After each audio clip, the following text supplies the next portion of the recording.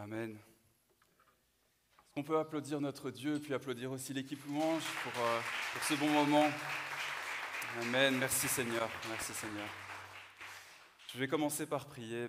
Seigneur, on veut ce matin venir devant toi, Seigneur, te demander, Seigneur, de nous parler encore au travers de ta parole, Seigneur. Que ce ne soit pas juste une prédication en plus ou un enseignement supplémentaire, mais que ce soit, Seigneur, un enseignement qui vient ancrer notre cœur, notre vie, Seigneur, pour les semaines à venir, pour les mois, cette année à venir, Seigneur, vraiment nous souhaitons vraiment entendre ta voix ce matin. Nous avons soif, Seigneur, d'entendre une parole fraîche, Seigneur, une parole qui réconforte, une parole qui vient remettre une direction là où il n'y en a plus, Seigneur. Viens, Seigneur, par ton esprit, parler au travers de moi, Seigneur, autant que tu m'as parlé en préparant cette prédication, Seigneur.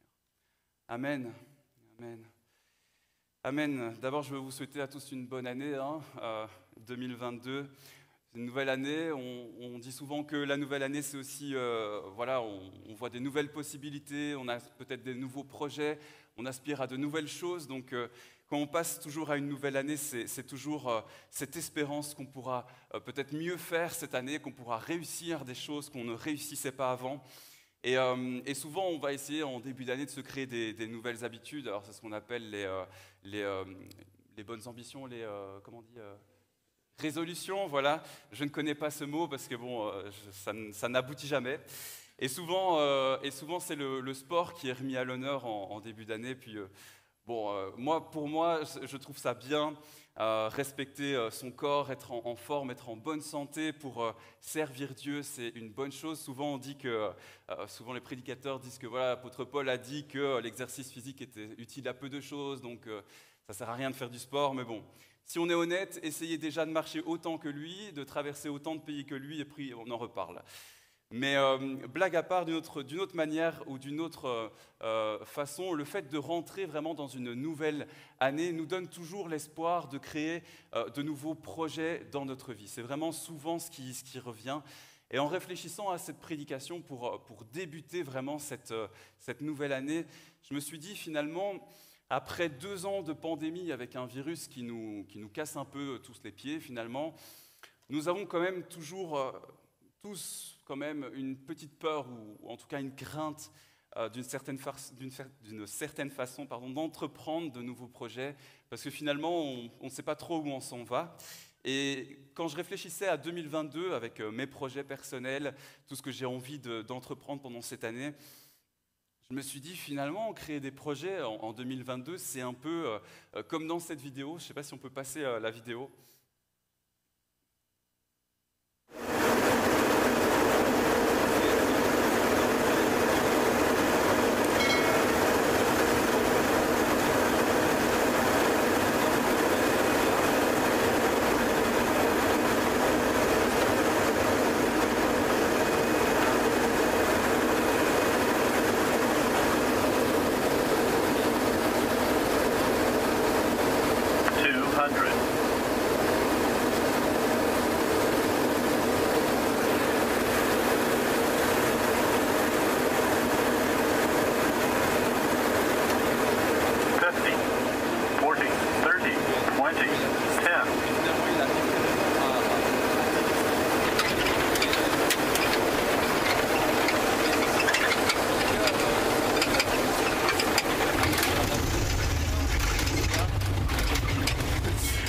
C'était juste une petite illustration pour commencer, pour réveiller ceux qui s'étaient endormis.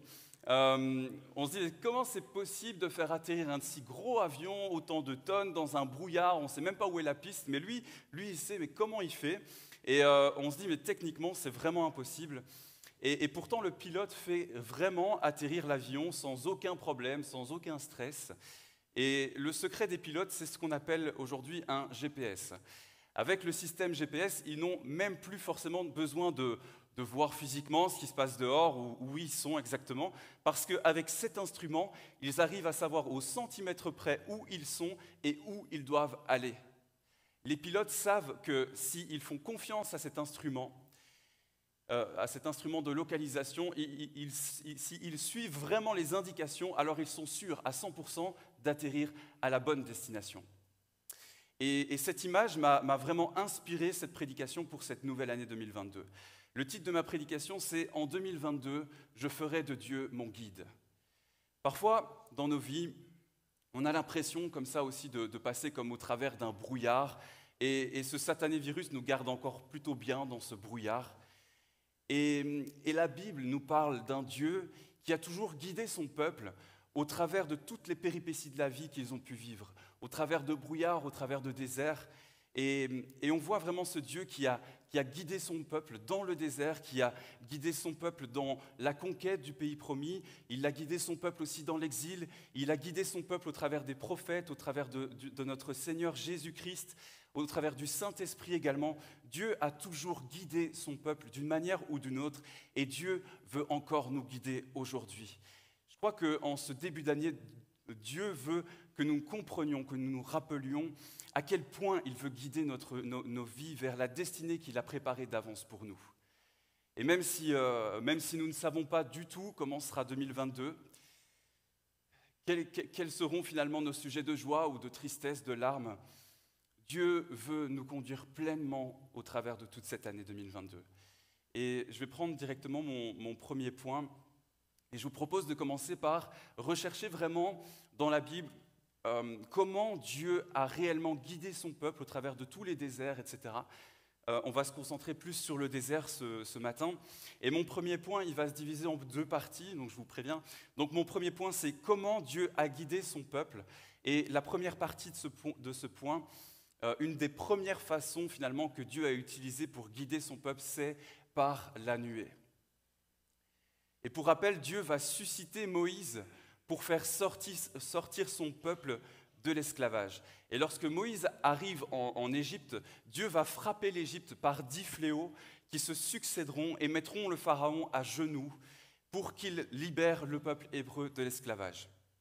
Et lorsque finalement le peuple hébreu sort de l'Égypte, la Bible nous dit que Dieu marcha lui-même devant son peuple, matérialisé finalement par une colonne de fumée, souvent appelée la colonne de nuée aussi. Et on va prendre ce texte qui est dans Exode 13, versets 21-22. « L'Éternel marchait à leur tête, le jour dans une colonne de nuée pour leur montrer le chemin, et la nuit dans une colonne de feu pour les éclairer, afin qu'ils puissent marcher de jour et de nuit. La colonne de nuée ou la colonne de feu se trouvait en permanence à la tête du peuple. » Et donc dans le texte déjà, on voit deux aspects importants qui expliquent le pourquoi de la nuée, ou en tout cas à quoi servait cette nuée. Le premier, c'était de guider le peuple, et le deuxième, c'était d'éclairer le peuple. Ça, c'était les deux premiers aspects. Mais il y a un troisième aspect qu'on trouve aussi dans le psaume 105, verset 39, qui parle aussi de cette nuée, de ce même moment. On trouve ce troisième aspect dans ce texte qui dit « Il a étendu la nuée pour les protéger et le feu pour éclairer la nuit ». Donc on voit le troisième aspect, c'était de protéger le peuple. La nuée était là pour guider, éclairer et protéger le peuple. Maintenant, ce que je vous propose, c'est de vous replonger vraiment dans cette histoire. Imaginez-vous un peu, alors que le peuple hébreu qui n'avait finalement connu que l'esclavage pendant 400 ans, voilà qu'ils sortent enfin du pays d'Égypte et qu'ils sortent finalement de tout ce qu'ils n'ont jamais connu. Ils sortent vraiment de leur sécurité pour rentrer dans ce désert inconnu. Et on peut très bien, en tout cas moi je peux très bien m'imaginer la peur et même l'angoisse peut-être qu'ils ont dû ressentir à ce moment-là d'une certaine façon de quitter ce qu'ils ont connu, même si c'était de l'esclavage. Alors Dieu, d'une certaine façon, a voulu les rassurer en leur montrant que même si ça leur semblait irrationnel et fou de traverser un désert sans même savoir où aller, il allait lui-même être leur guide, leur protection et leur sécurité tout au long du voyage. Dieu a voulu leur montrer par là que même s'ils vont traverser une terre aride et sèche, il ne les abandonnera jamais et il sera présent à chaque étape de cette traversée. D'ailleurs, quand on prend le mot hébreu qui parle de la nuée dans ce texte, c'est le mot « shekinah ». Et ce mot hébreu vient d'un mot que nous traduisons par le verbe « demeurer ». Donc, le peuple savait qu'à travers cette nuée, c'est Dieu lui-même qui demeurait au milieu de son peuple. Dieu avait voulu ça pour leur donner une assurance concrète, visible, que même s'ils ne savaient pas où ils allaient, même s'ils ne connaissaient même pas le chemin à prendre pour se rendre à destination, s'ils suivaient Dieu au travers de cette nuée, alors ils arriveraient certainement dans le pays promis. Et ça peut nous rappeler ce GPS dont on a parlé juste avant. Dieu était pour eux une sorte de GPS un peu primitif, comme nous le connaissons, nous, aujourd'hui. Mais au-delà du GPS, il y a vraiment quelque chose, finalement, de bien plus profond dans cette histoire de nuée. Le fait que Dieu veuille protéger son peuple et qu'il veuille lui donner une sécurité et une protection sans faille. Tout ça, finalement, ne pointe que vers une seule chose. C'est l'amour que Dieu porte pour son peuple. L'amour inconditionnel de Dieu pour son peuple. Dieu a entendu leurs cris et leurs souffrances au sein de ces années d'esclavage. Et par amour, Dieu va se montrer physiquement à eux pour les conduire au travers de tout ce chemin difficile qu'ils auront à parcourir. Mais malgré ce chemin périlleux, Dieu veut leur montrer qu'il prendra soin d'eux, peu importe les situations. Dieu va demeurer, Dieu va protéger, va les guider, va leur donner une sécurité. J'aimerais synthétiser un peu ce qui est dit là. Je vous ai fait même un petit schéma. Donc, pour le peuple hébreu et puis pour le peuple colfontainois. Pour le peuple hébreu, Dieu a fait sortir son peuple d'Égypte. Il va les guider au travers du désert.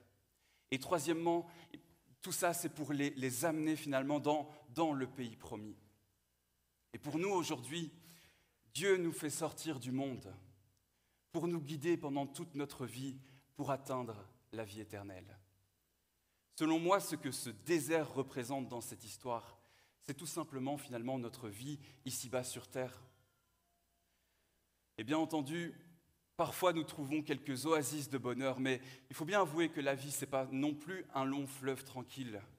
On a des hauts, des bas, des vallées arides et parfois des oasis. Mais moi, ce que je vois plus dans ce texte, c'est finalement que le désert, c'est un peu notre vie ici-bas.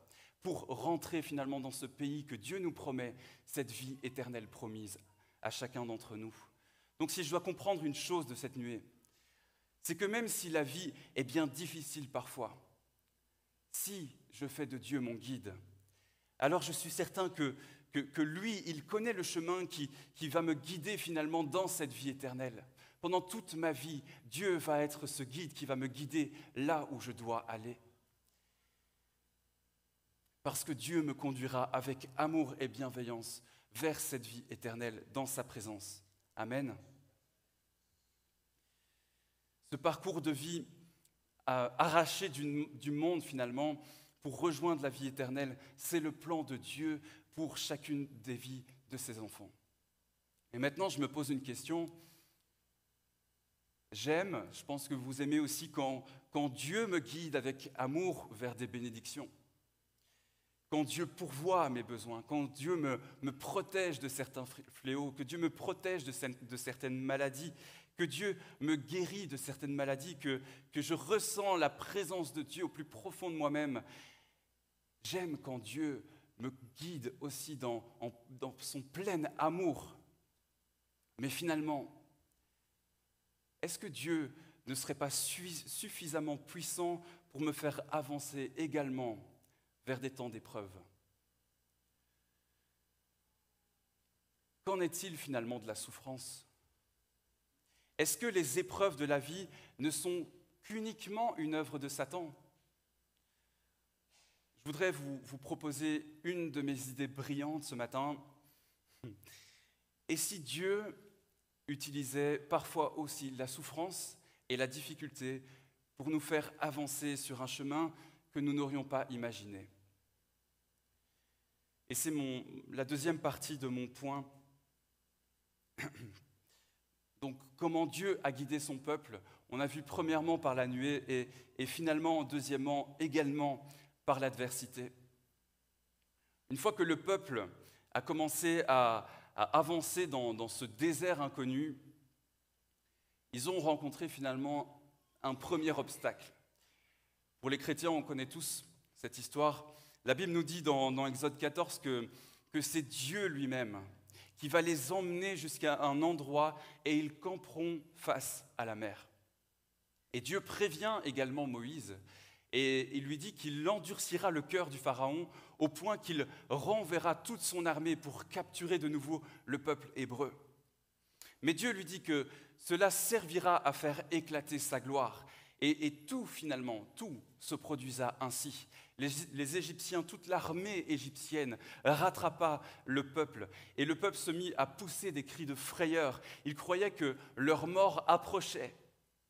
Au point qu'ils dirent carrément à Moïse, « Mais est-ce que c'est parce qu'il n'y avait pas des tombeaux en Égypte que tu nous as fait venir dans ce désert pour y mourir ?» Et l'Éternel parla à Moïse et lui dit, « Mais pourquoi le peuple crie-t-il comme ça ? Qu'il se remette en marche. » Alors le peuple se leva et se mit à marcher en direction de la mer. À ce moment-là, la nuée qui les devançait, qui les précédait pendant toute cette durée, vient se mettre derrière le peuple. Dieu fit assécher la mer par un vent violent et le peuple traversa la mer à pied sec. Et lorsqu'ils ont tous rejoint l'autre rivage, Dieu laissa la mer reprendre sa place et toute l'armée égyptienne fut décimée en un seul claquement de doigts. Et cette histoire nous prouve bien que parfois Dieu va nous guider au travers de temps de bénédiction et de victoire, mais que Dieu utilise également l'adversité pour nous guider vers un autre chemin. Dieu ici a utilisé une armée entière d'Égyptiens prêts à tous les tuer pour les faire avancer. Franchement, dans cette histoire, honnêtement, Dieu, il aurait pu s'abstenir d'endurcir le cœur du Pharaon, vous ne trouvez pas ? Il aurait pu s'abstenir. Peut-être que alors même le peuple n'aurait pas été dans la crainte jusqu'à croire qu'ils allaient mourir en plein désert. Dieu aurait pu s'abstenir. Et pourtant, Dieu l'a fait.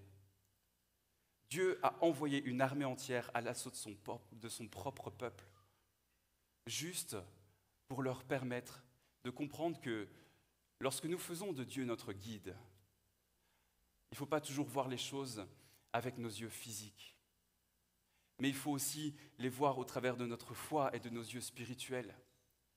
L'épreuve n'est pas toujours une malédiction. Elle est difficile à vivre, mais elle n'est pas toujours une malédiction. Et face à la mer, si le peuple n'avait pas été pourchassé par cette armée égyptienne, ils auraient probablement soit rebroussé chemin, ou ils auraient contourné la mer, ils auraient pris des mois, des semaines ou des années peut-être, ou j'en sais rien, pour tout traverser.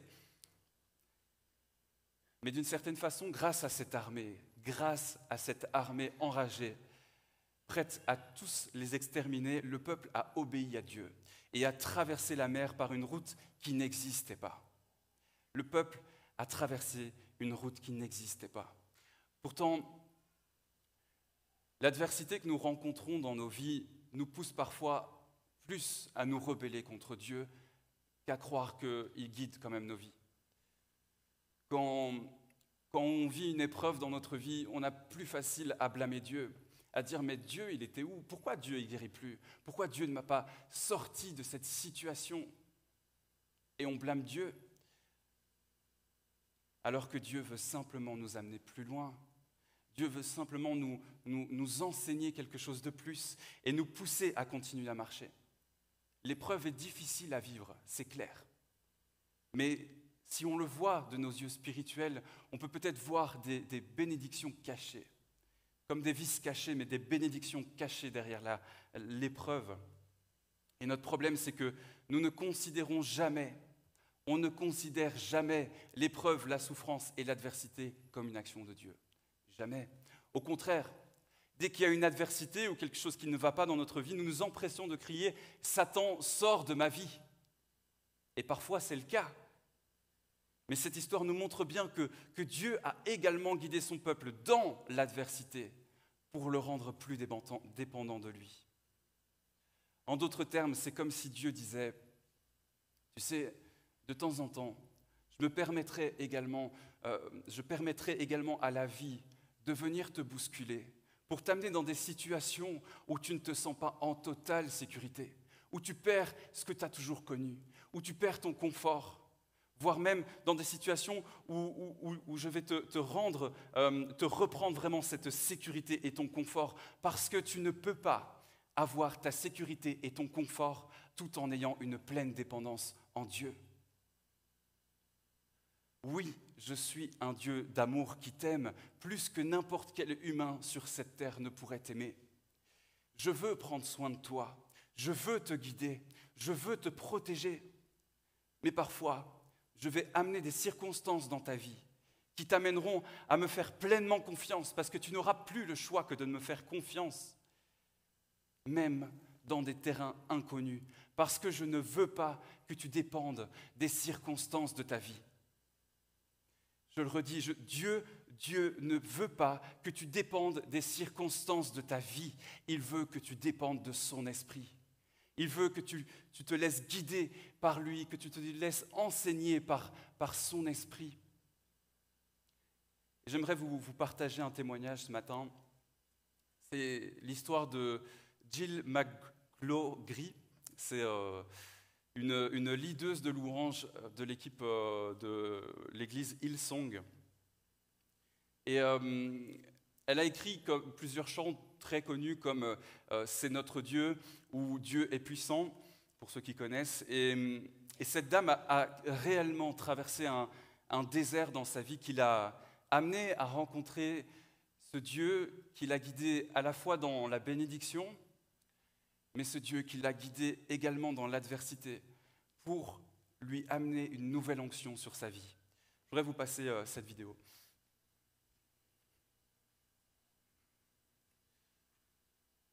Il faudrait le son par contre.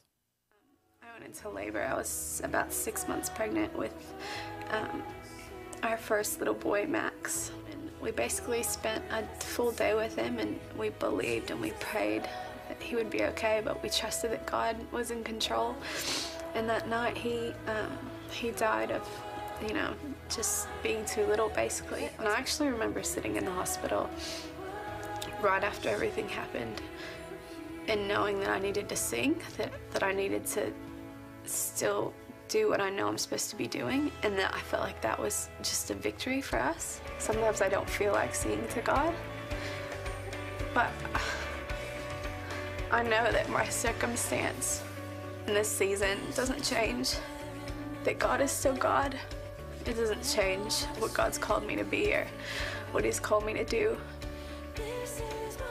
And He's still on the throne in heaven, and He still rules, and He's still bigger than everything that I'm facing.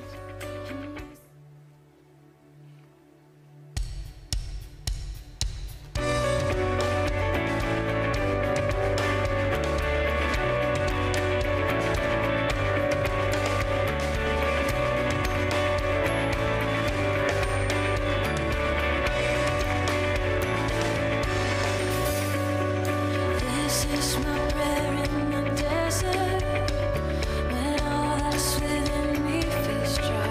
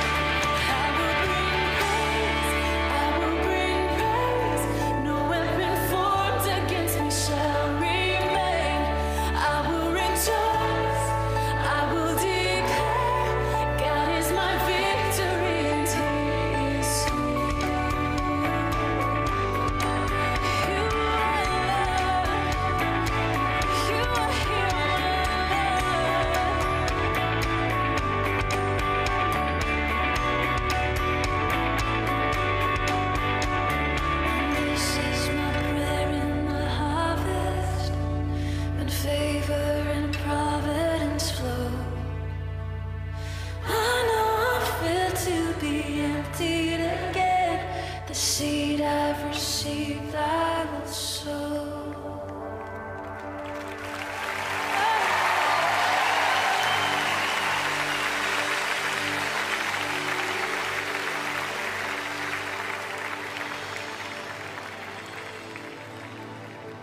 Even when you're singing things that you know are true, but you might not necessarily fully understand yet, I think that just being able to look at God and say things that are true of Him and like declare the Word of God and declare the promises of God when I'm in the fire, and when I'm being refined and when I'm in a battle and when the triumph isn't here yet, but it's coming.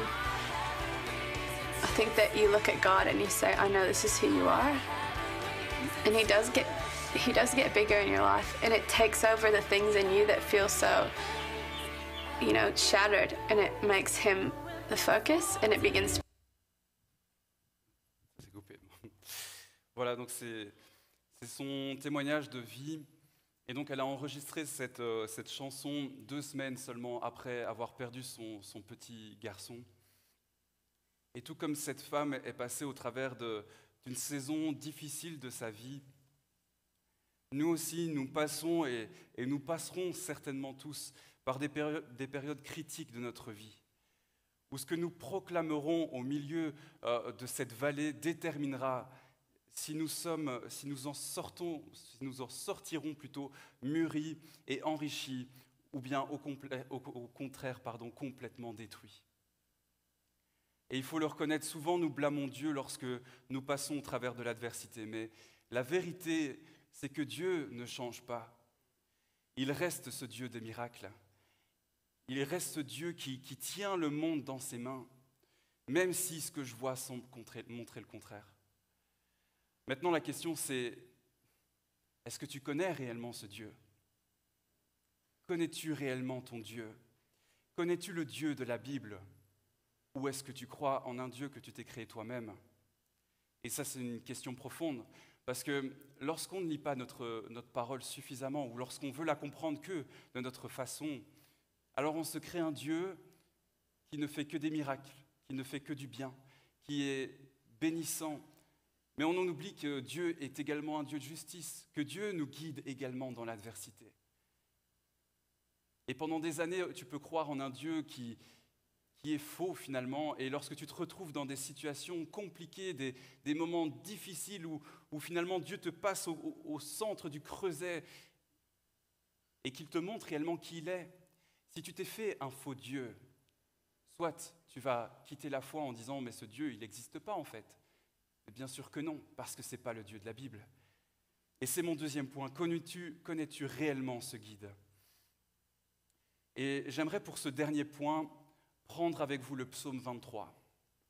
Un psaume très très connu, souvent même appris par cœur par tous les chrétiens, mais souvent quand même mal compris, mal connu ou mal interprété, je dirais, par les chrétiens. Parce que nous lisons ces écritures sans se mettre dans le contexte, sans se mettre dans la géographie et tout ce qui faisait la vie de David à ce moment-là, sa vie. Et finalement, on sort de tout ce qui fait réellement l'essence de ce passage. Alors que quand on connaît toutes ces choses, le texte prend une toute autre tournure. Et je voudrais vous montrer peut-être les choses différemment ce matin. On va prendre ce psaume 23, c'est 6 versets. Cantique de David. « L'Éternel est mon berger, je ne manquerai de rien. Il me fait reposer dans de verts pâturages. Il me dirige près des eaux paisibles. Il restaure mon âme. Il me conduit dans les sentiers de la justice à cause de son nom. Quand je marche dans la vallée de l'ombre de la mort, je ne crains aucun mal, car tu es avec moi. Ta houlette et ton bâton me rassurent. Tu dresses devant moi une table en face de mes adversaires. Tu oins d'huile ma tête et ma coupe déborde. Oui, le bonheur et la grâce m'accompagneront tous les jours de ma vie, et j'habiterai dans la maison de l'Éternel jusqu'à la fin de mes jours. » Amen. Premièrement, j'aimerais vous parler du contexte et surtout de quand est-ce que David a écrit ce texte. Parce que souvent, quand on lit ce texte, on se dit il devait sûrement être au sommet de sa gloire d'une certaine façon, il devait sûrement être dans son palais, devant tout plein de gens, etc. Et pourtant la plupart des théologiens s'accordent à dire, il y a plusieurs théories, mais la plupart en tout cas, s'accordent à dire que David aurait écrit ce psaume lors de sa fuite d'Absalom dans le désert. Et ce détail, pour moi, fait déjà toute une différence.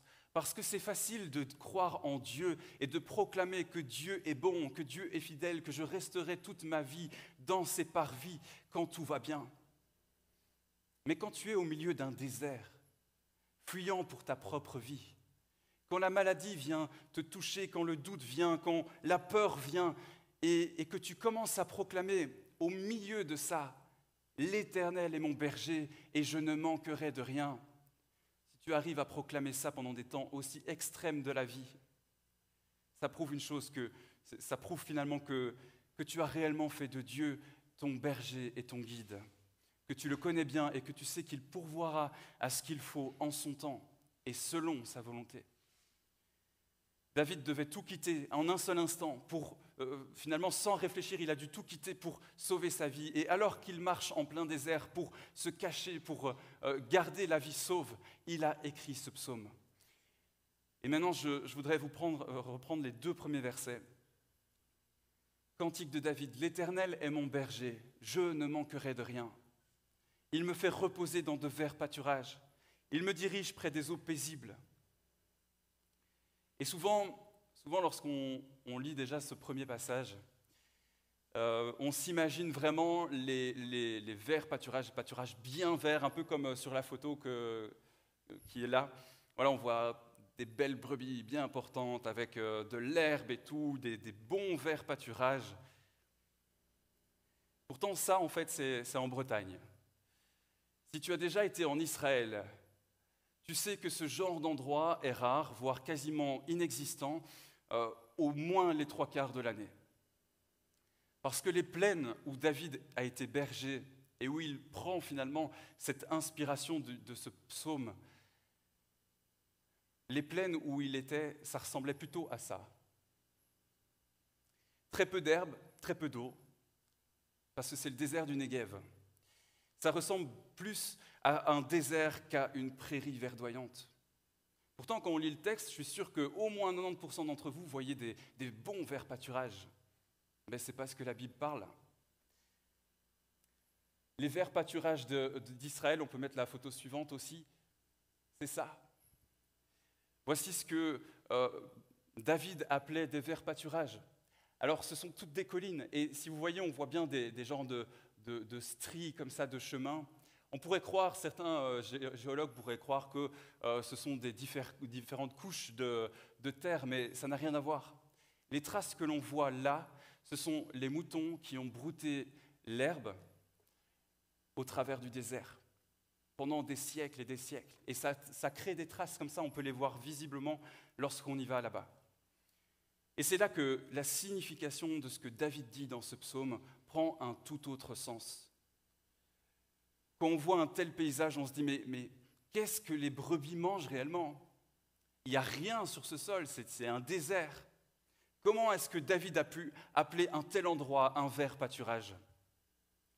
La réponse, c'est que chaque année, il y a un temps de pluie dans le désert du Negev, entre décembre et février, plus ou moins. Et je vous arrête tout de suite, c'est pas comme une saison de pluie en Belgique. Il pleut quasiment pas, on compte seulement 50 mm d'eau par an de pluie dans ce désert. Et en Belgique, nous sommes plutôt vers les 1000 mm. Donc, c'est beaucoup moins. Et donc, il y a une courte saison de pluie, et ensuite, il y a un peu d'humidité dans l'air qui vient directement de la Méditerranée et qui souffle comme ça dans le désert. Et ce micro-taux d'humidité, combiné avec cette fine pluie, crée une micro-végétation autour des rochers. Et on peut voir sur la photo suivante une micro-végétation autour des rochers. Et c'est comme ça que vous pouvez trouver donc de petites brindilles vertes tout autour de quelques rochers. Et voici donc ce que David a appelé un vert pâturage dans ce psaume. Et lorsqu'on va là-bas, on peut voir des brebis manger une petite brindille par-ci, puis elle fait 4 pas plus loin, et puis elle trouve autre chose autour d'un autre rocher. Et ça change complètement l'idée que nous nous faisons de l'abondance d'un pâturage bien vert. Le pâturage dont parle la Bible, ce n'est pas un endroit où Dieu te guiderait pour te donner tout ce dont tu as besoin pour le restant de ta vie. Ce n'est pas un endroit d'abondance et de confort extrême. Ce n'est pas ce que ce psaume veut dire. D'ailleurs, qui pourrait me dire ici, après peut-être 5, 10, 20 ans de conversion, que ta vie avec Dieu a été comme dans un vert pâturage? Qu'il lève la main. Ce que ce texte veut nous dire, c'est que si tu fais de l'Éternel ton berger, ton guide, il te donnera ce dont tu as besoin au moment voulu.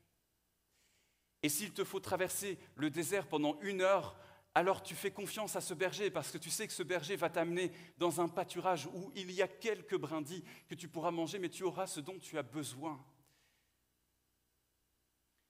Et tu fais confiance à ce berger parce que tu sais que si tu lui fais confiance, il est fidèle pour t'amener là où il faut au bon moment. Maintenant, je te repose ma question du début. Connais-tu réellement ce guide? Connais-tu réellement ce berger? Connais-tu réellement Dieu? Ou est-ce que tu t'es fait un autre Dieu?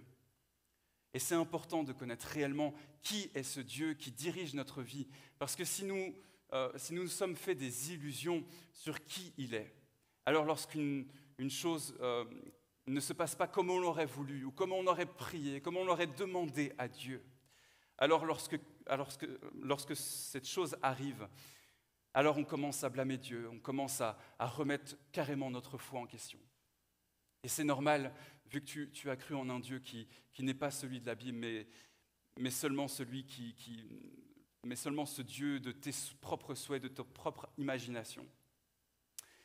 Ensuite, lorsque nous avons compris ce début de passage, alors on peut continuer dans le texte et proclamer que même lorsque je marche dans la vallée de l'ombre de la mort, même lorsque je marche dans cette vallée du doute, cette vallée des pleurs, du deuil, de la souffrance, alors je ne redoute aucun mal, parce que mon berger, c'est Dieu, c'est mon guide, et il est avec moi.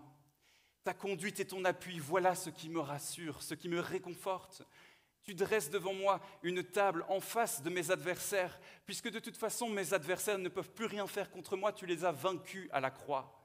Oui, le bonheur et la grâce m'accompagneront chaque jour de ma vie, et même si je ne le vois pas, je reviendrai toujours dans la maison de l'Éternel jusqu'à la fin de mes jours, parce que mon berger et mon guide, à moi, c'est l'Éternel. Amen. Et en tant que chrétien, la fin de nos jours se trouve à la fin de notre vie éternelle avec Dieu, c'est-à-dire à tout jamais. Qui veut proclamer ce matin que l'Éternel est mon berger, que Dieu sera mon berger au travers de cette année 2022, bien qu'on ait des doutes, qu'on ne sache pas vraiment où on s'en va. L'Éternel est mon renfort, mon rocher solide sur lequel je place ma foi, et il ne tremblera pas. Si je fais de Dieu mon guide et mon berger pour cette nouvelle année et tout au long de cette nouvelle vie avec Dieu, alors je sais qu'il m'emmènera là où il faut au bon moment. Je n'aurai plus qu'à le suivre et à lui obéir. Parce que ce n'est pas tout de le suivre. Parfois Dieu te demandera des choses et il faut lui obéir parce que c'est ton berger. Amen. Je vais rappeler l'équipe louange, on va conclure un peu ce message aussi en proclamant. Et j'ai un souhait vraiment pour cette nouvelle année, pour 2022, pour cette Église, pour chacun d'entre vous. Mais pas seulement pour 2022, mais vraiment pour le restant de chacune de vos vies, dont la mienne aussi. C'est que vous preniez réellement Dieu pour votre guide dans toute votre vie. 2020 et 2021 sont 2 années que nous avons vécues finalement dans l'insécurité, dans la peur, dans l'incertitude, dans l'instabilité. Et pour un être humain, et encore plus pour un enfant, et nous sommes tous des enfants de Dieu ici aujourd'hui, vous savez, pour qu'un enfant grandisse normalement, autant physiquement que psychologiquement, ce dont il a besoin, c'est de stabilité. On a tous besoin de stabilité. Et pendant ces temps de troubles, je dirais, on a tous besoin de stabilité. On recherche une stabilité. On aimerait que les choses s'arrêtent. On voudrait que ce soit stable. Et tu vois, cette colonne de fumée dans le désert représentait cette stabilité pour le peuple hébreu. Parce que peu importe où cette nuée les amenait, ils savaient que Dieu pourvoirait. Et on le voit, vous pouvez peut-être reprendre en ce début d'année le livre de l'Exode. Il y a plein d'enseignements qui nous montrent à quel point nous devons suivre Dieu parce qu'il pourvoit, mais qu'il nous apprend aussi des choses. Et alors qu'ils étaient en plein désert, Dieu leur donnait la manne, Dieu leur donnait de l'eau. Dieu a été leur stabilité pendant toute cette épreuve de 40 années de traversée du désert. Et le peuple suivait cette stabilité, cette colonne de nuée. Maintenant, écoute-moi, comment penses-tu trouver de la stabilité dans ta vie si tout ce que tu suis ou tout ce que tu poursuis, tout ce que tu pourchasses dans ta vie, tout ce que tu entreprends dans ta vie ne cesse de changer et ne cesse de prendre une tournure ou l'autre? Ce que je te propose ce matin, c'est en ce début de nouvelle année, c'est de proclamer que plus jamais dans ta vie tu ne vivras sans ce guide-là, sans ce Dieu qui sera un guide, un renfort, un réconfort aussi dans les temps de trouble. Oui, Dieu veut nous bénir, Dieu veut nous montrer à quel point il nous aime et il veut le faire tellement souvent. Mais Dieu ne veut pas forcément nous amener dans une vie où l'abondance des bénédictions ferait... il y en aurait tellement finalement qu'on vivrait dans le luxe ultime. Ce n'est pas du tout ce que Dieu veut. Dieu veut que nous apprenions à nous contenter de ce qu'on a, à prendre soin de ce qu'on a, à prendre soin de nos familles tant qu'on les a, à prendre soin des autres tant qu'on les a, à prendre finalement à cœur vraiment ce que Dieu nous donne comme bénédiction quand on a une bénédiction, et rendre gloire à Dieu aussi quand on passe au travers de ce désert et qu'on sait que si on suit ce Dieu, pour sûr, il nous amènera aussi dans un autre temps de bénédiction, mais pour sûr, il nous guidera vers la vie éternelle. Notre espérance, ce n'est pas juste de vivre des bons moments ici-bas. Notre espérance, c'est de vivre pour l'éternité auprès de notre Dieu. Voici notre espérance. Ne vous trompez pas d'espérance, sinon vous serez déçus. Ce matin, ce que je veux que nous proclamons ensemble, c'est que Dieu est notre guide. Et je ne suis pas en train de dire que tu ne passeras jamais, que tu ne passeras pas de moments difficiles dans ta vie, même durant cette année, mais aujourd'hui, nous allons faire ou refaire ensemble cette déclaration qu'à partir de ce jour et pour toute cette année, Dieu va guider notre vie, Dieu va guider notre Église. Amen.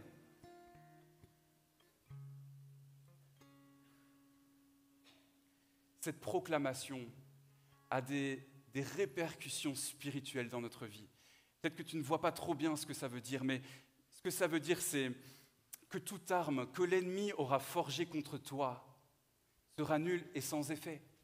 Parce que même si tu es ébranlé par la vie, Dieu dirige ta vie. Donc même dans mes saisons difficiles, je ne laisserai pas mes circonstances, mes sentiments, ni tout ce qui m'entoure prendre le dessus sur ma vie, parce que l'Éternel est mon berger. Je proclamerai encore que l'Éternel est mon berger. Même au milieu de la vallée de l'ombre, de la mort, du doute, je ne craindrai plus rien, parce que mon berger, mon guide, est avec moi. Il reste auprès de moi. Jésus nous l'a promis avant de remonter au ciel. Je suis avec vous jusqu'à la fin du monde et pour l'éternité. Voici l'héritage, le véritable héritage des enfants de Dieu. Voici l'assurance et le salut que Dieu nous donne, mes amis.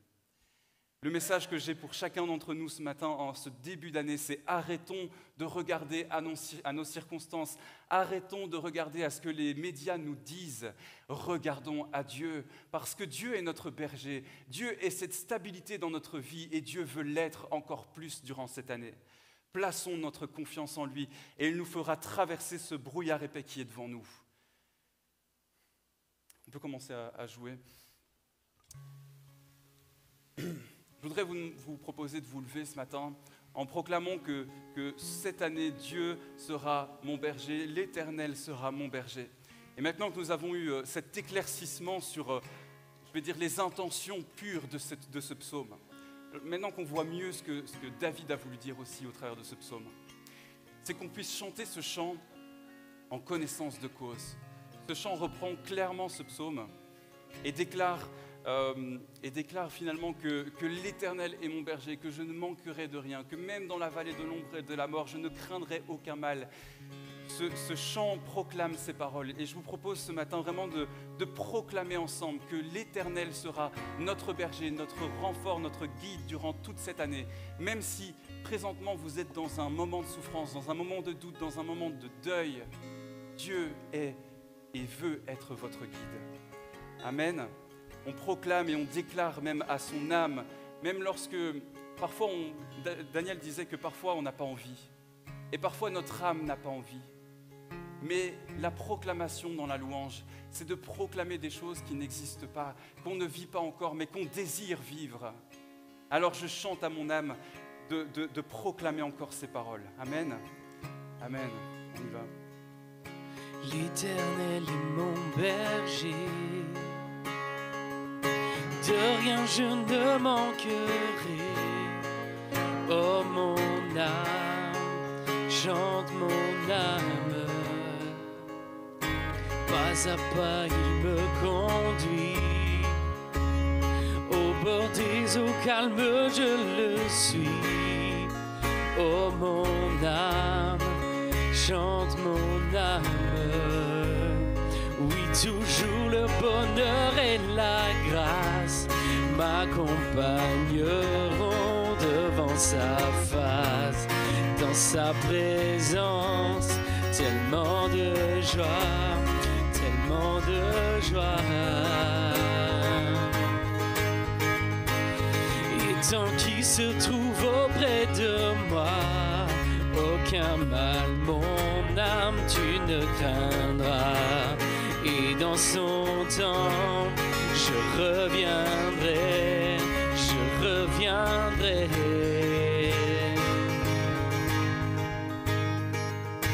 Et si je traverse encore la vallée de l'ombre de la mort, oh mon âme, chante mon âme, puisqu'il m'aime le premier, non rien ne pourra me séparer de son amour, de son amour. Oui, toujours le bonheur et la grâce m'accompagneront devant sa face, dans sa présence, tellement de joie, tellement de joie.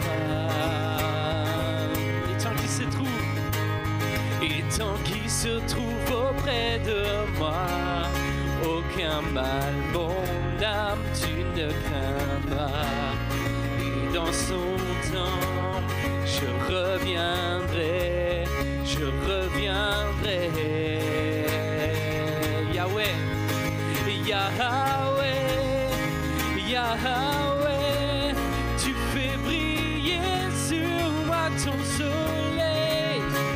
Yahweh, Yahweh, ta lumière chasse au loin les ténèbres. Yahweh, Yahweh, ta parole éclaire mon sentier. Yahweh, Yahweh, Yahweh. Bientôt il viendra me chercher, et dans sa maison j'habiterai. Oh mon âme, chante mon âme, sans cesse jusqu'à son retour. Mon âme chante son amour tous les jours, tous les jours. Oui, toujours le bonheur et la grâce m'accompagneront devant sa face, dans sa présence, tellement de joie, tellement de joie. Et tant qu'il se trouve auprès de moi, aucun mal, mon âme, tu ne craindras. Et dans son temps, je reviendrai, je reviendrai.